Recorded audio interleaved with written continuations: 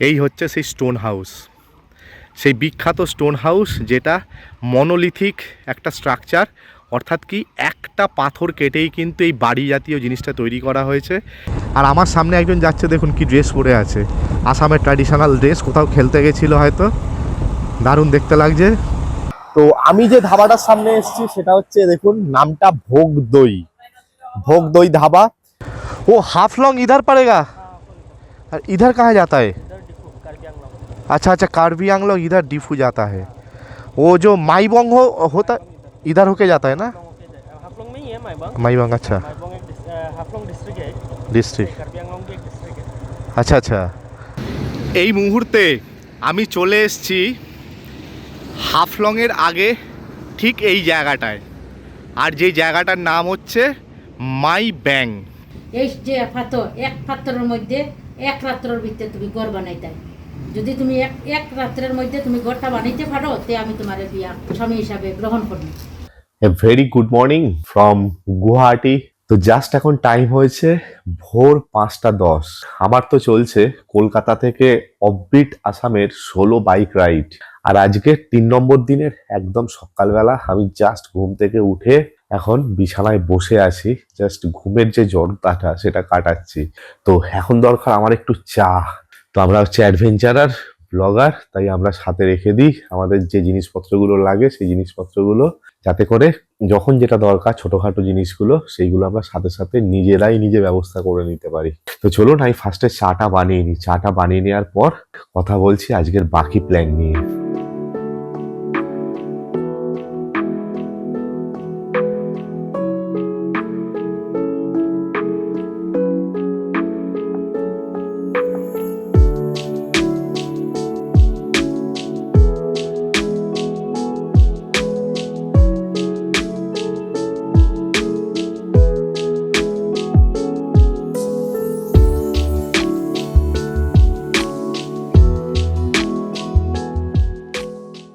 এই 16 বাইক ট্রিপের 3 নম্বর দিনে আজকে আমার ডেস্টিনেশন হলো আসামের একমাত্র হিল স্টেশন, সেটা হচ্ছে হাফলং, এবং যেটাকে টার্গেট রেখেই আমি বাড়ি থেকে হচ্ছে বাইক নিয়ে বেরিয়েছি।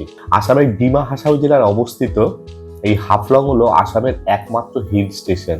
মানে পুরো যে আসামটা আছে, পুরো আসামের 33 থেকে 34টা ডিস্ট্রিক্ট আছে, সেই ডিস্ট্রিক্টের মধ্যে এই ডিমা হাসাও ডিস্ট্রিক্টটাই কিন্তু একমাত্র হিল স্টেশনের মধ্যে পড়ে। বাকি আর অন্য কোনো জেলায় কিন্তু এরকম হিল স্টেশন নেই। তো সেই ডিমা হাসাওয়ের উদ্দেশ্যে আজকে গুয়াহাটি থেকে আমি রওনা দিয়ে দেবো। তো আজকে হচ্ছে এক্সপ্লোর করার দিন, তার কারণ হচ্ছে ওই দিকটা আমি কিন্তু আগে কখনো ঢুকিইনি। এই গুয়াহাটি পর্যন্ত আমি এসেছিলাম আগে, তারপর এদিক থেকে চলে গেছিলাম মেঘালয়ের দিকে ঘুরতে, দিয়ে মেঘালয়টা একাই এক্সপ্লোর করেছিলাম। তো আজ থেকে শুরু হলো আমার অফবিট আসামের, অর্থাৎ একটু ইন্টেরিয়ার আসামের অফবিট যে গ্রামগুলো আছে বা কিছু অফবিট জায়গা সেগুলোকে এক্সপ্লোর করার পালা। Once again very very good morning from Guwahati Assam. Guwahati শহরকে বিদায় জানিয়ে আজকে আমি সকাল সকাল বেরিয়ে পড়লাম। কালকে রাতে যখন গুয়াহাটি ঢুকিয়েছি তখন গুয়াহাটি শহরকে খুব ভালো করে দেখাতে পারিনি।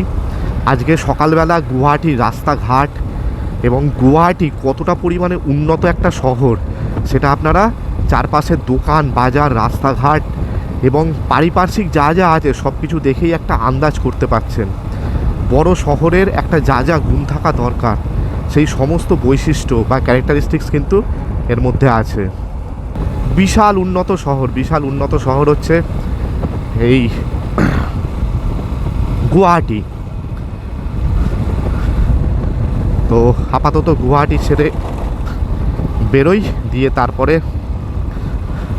হচ্ছে কোন কোন রাস্তা দিয়ে যাচ্ছি তার সমস্ত ইনফরমেশান থাকবে আপনাদের সাথে, এবং পুরো ভ্লগে আজকে কি কি ফেস করছি এবং কি কি ঘটছে আমার সাথে সমস্ত কিছুই শেয়ার করে নেবো আপনাদের সাথে।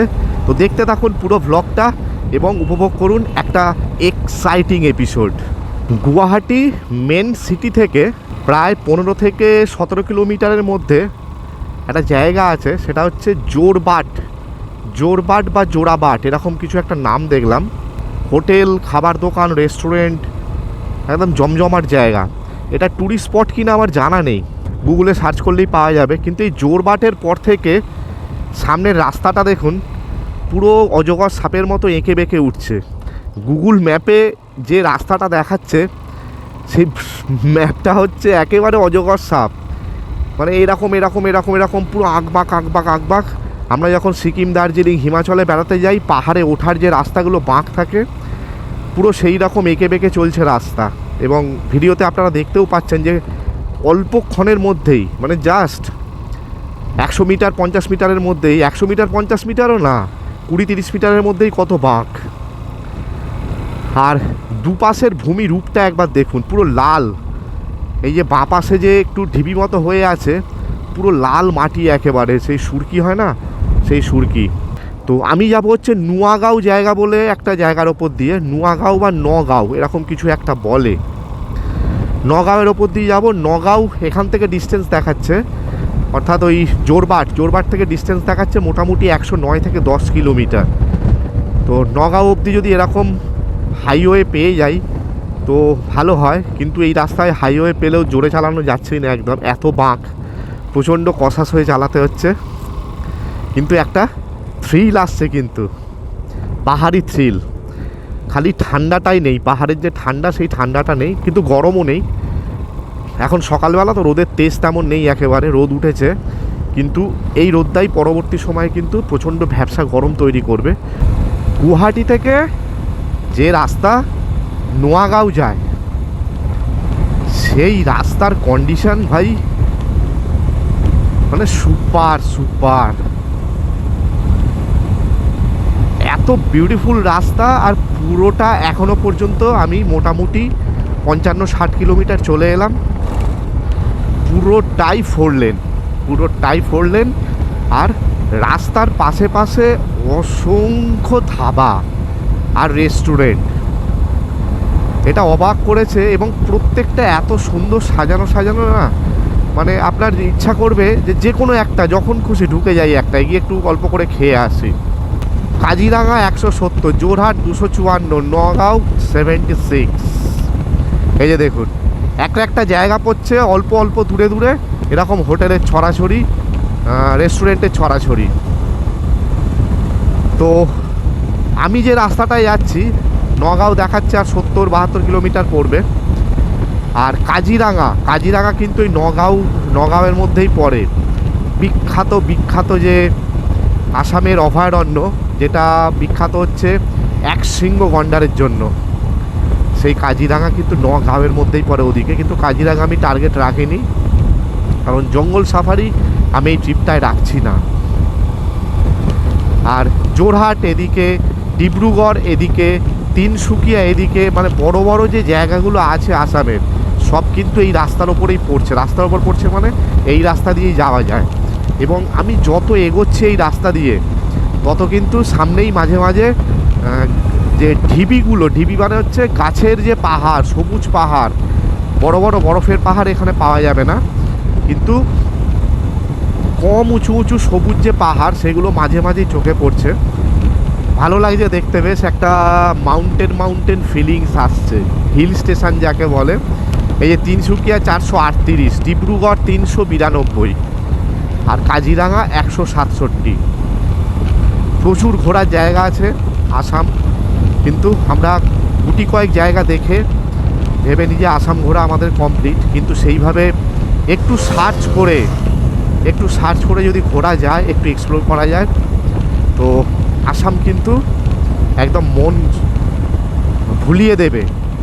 যারা ট্রু ট্রাভেলার বা এক্সপ্লোরার, তাদের জন্য কিন্তু আসাম খুব ভালো জায়গা। বেসিক্যালি নর্থ ইস্টের যে জায়গাগুলো আছে, নর্থ ইস্টের প্রত্যেকটা জায়গায় কিন্তু এক্সপ্লোর করার জন্য একদম আদর্শ জায়গা। আমি ঢুকে গেলাম আক্ষরিক অর্থে আসামের একটা জেলা নগাঁওতে। তো এখন যে জায়গাটা দিয়ে যাচ্ছি, এটা সেন্ট্রাল আসামের মধ্যে পড়ে। এই যে বাঁদিকে একটা তোরণ করা আছে, সেই তোরণের মধ্য দিয়েই ঢুকে যাচ্ছে নগাঁও যে জায়গাটা। আর আমি তো হাইওয়ে দিয়ে বেরিয়ে যাব। এই নগাঁও কিন্তু বিভিন্ন কারণে জনপ্রিয়। এই নগাঁওয়ের মধ্যেই আছে কাজিরাঙা ন্যাশনাল পার্ক। এটা আগেও বলেছি আমি চলতে, UNESCO world heritage Kaziranga national park, যেটা বিখ্যাত হচ্ছে এক শৃঙ্গ গন্ডারের জন্য। আর তাছাড়া আপনারা শ্রীমন্ত শঙ্করদেবের নাম শুনেছেন কি না জানি না, একটু আসামের যদি ইতিহাস নিয়ে ঘাঁটা যায় তাহলে শ্রীমন্ত শঙ্করদেবের নাম পাওয়া যাবে, মানে আসামের কালচার নিয়ে যদি ঘাঁটা যায়। তো এই শ্রীমন্ত শঙ্করদেব উনি ছিলেন হচ্ছে আসামের অন্যতম একজন ফেমাস কালচারাল রিফর্মার বা কালচারাল সংস্কারক যাকে বলা হয়। ওনার কিন্তু জন্মস্থান হচ্ছে এই নগাঁও। কোলং রিভার আসামের আরেকটা, ব্রহ্মপুত্রের পরে আরও একটা নামী নদী বা পপুলার নদী কোলং। এই কোলং নদী কিন্তু এই নগাঁওয়ের মধ্য দিয়ে বয়ে গেছে। এই রকম অনেক কিছুই নগাঁও সম্পর্কে প্রসিদ্ধ। তো নগাঁও পেরিয়ে আস্তে আস্তে আমি সামনের দিকে এগিয়ে যাচ্ছি।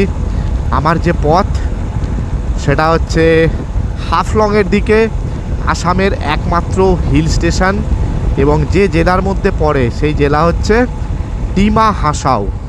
তো আমি যাব হচ্ছে লামডিং হয়ে। ডিমা হাসাও যাওয়ার দুটো পথ আছে, সেটা লঙ্কা বলে একটা জায়গা আছে, লঙ্কা থেকে বোধহয় দুটো ভাগে ভাগ হয়ে যায়।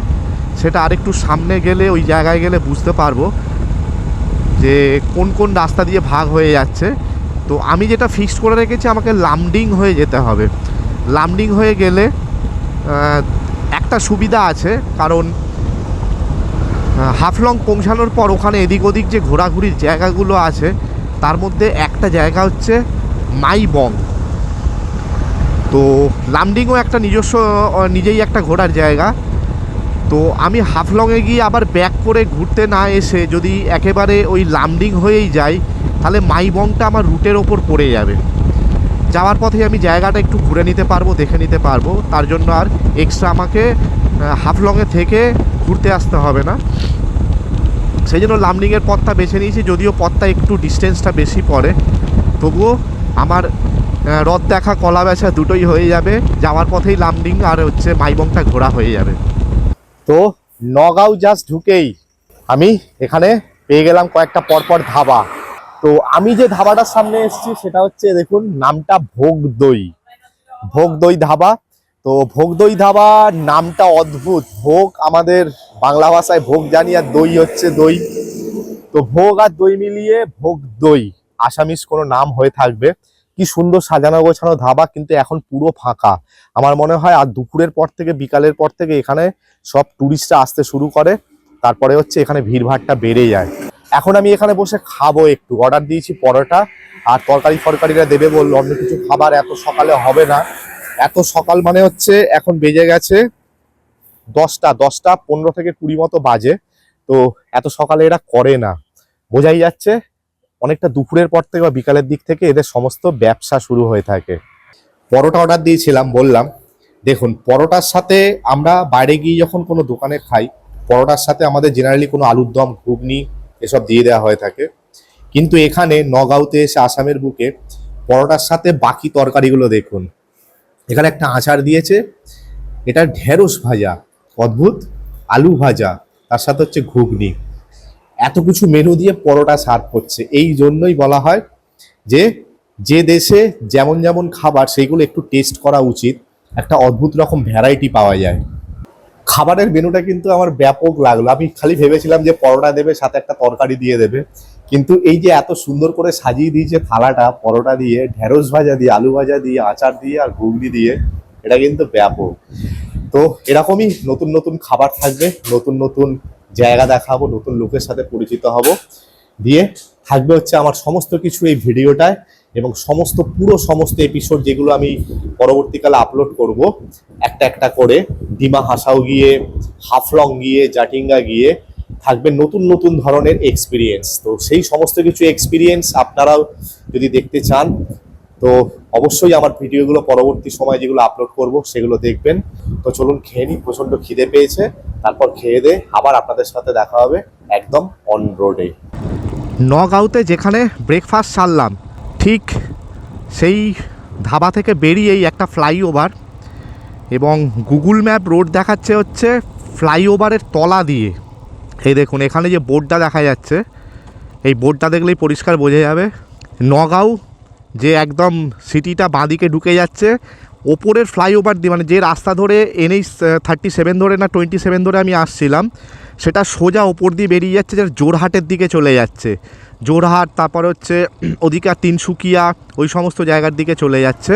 আর আমি যাব হচ্ছে লামডিংয়ের দিকে, লামডিং হয়ে হচ্ছে হাফলং, সেই কারণে আমাকে ডান দিকে ঢুকতে হবে। নগাঁও পৌঁছানোর পর যে ফ্লাইওভার পড়বে, ফ্লাইওভার দিয়ে আপনার আর সোজা যাওয়া চলবে না, সে রাস্তা চলে যাবে জোরহাটের দিকে। আপনাকে যেতে হবে ফ্লাইওভারের তলা দিয়ে ডান দিকে। এই রাস্তাটা মিস করলে কিন্তু আপনার রাস্তা ভুল হয়ে যাবে। তো গুগল ম্যাপ পরিষ্কার দেখাচ্ছে এই জায়গায়, সুতরাং কোনো সমস্যাই নেই, খালি একটু খেয়াল রাখতে হবে ম্যাপটা কোন দিকে দেখাচ্ছে। লামডিং 95 কিলোমিটার। আর লঙ্কা বলে যে জায়গাটা এর আগে বলেছিলাম, যেখান থেকে লামডিংয়ের রাস্তা আলাদা হয়ে যাবে, সেই লঙ্কা দেখাচ্ছে 65 কিলোমিটার।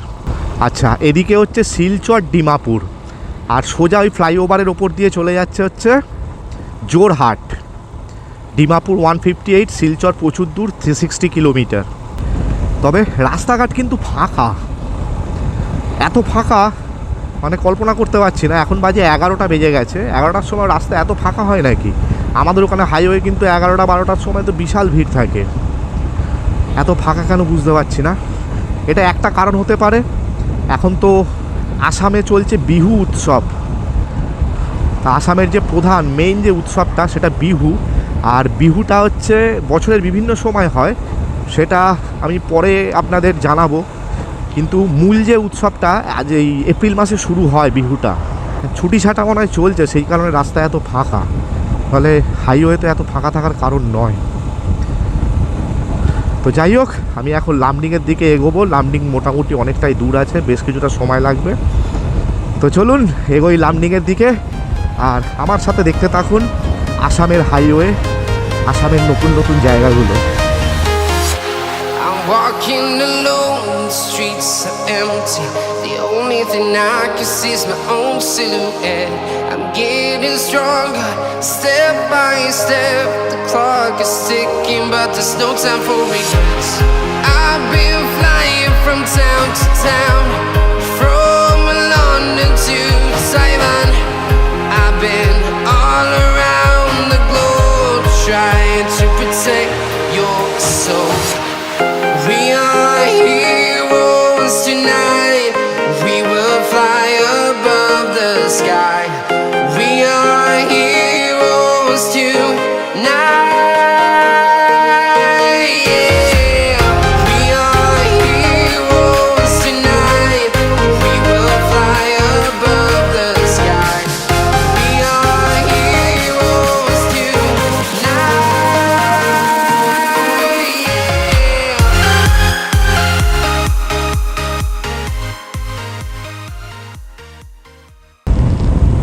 তো লঙ্কা থেকে লামডিংয়ের মাঝে যে রাস্তাটা, এই রাস্তাটা মানে একটা পুরো স্বর্গীয়। এখন এপ্রিল মাস, গাছের পাতা ঝরে গেছে, প্রচণ্ড রোদ, যে কারণে সব হলুদ হয়ে গিয়ে পাতা ঝরে গেছে। তাতেই দুপাশের মানে কি অদ্ভুত দেখতে লাগছে। খালি একটা ব্যাপার কল্পনা করুন, সেটা হচ্ছে তুমুল বর্ষাকাল, বর্ষাকালে সব গাছে একদম পাতা ভরে আছে আর সব সবুজ একেবারে।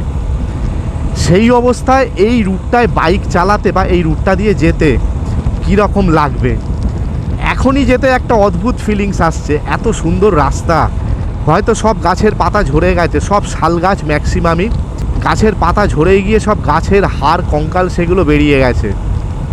তো সেটারও একটা অন্য রকম সৌন্দর্য আছে, এবং সেটাই দেখলে অদ্ভুত।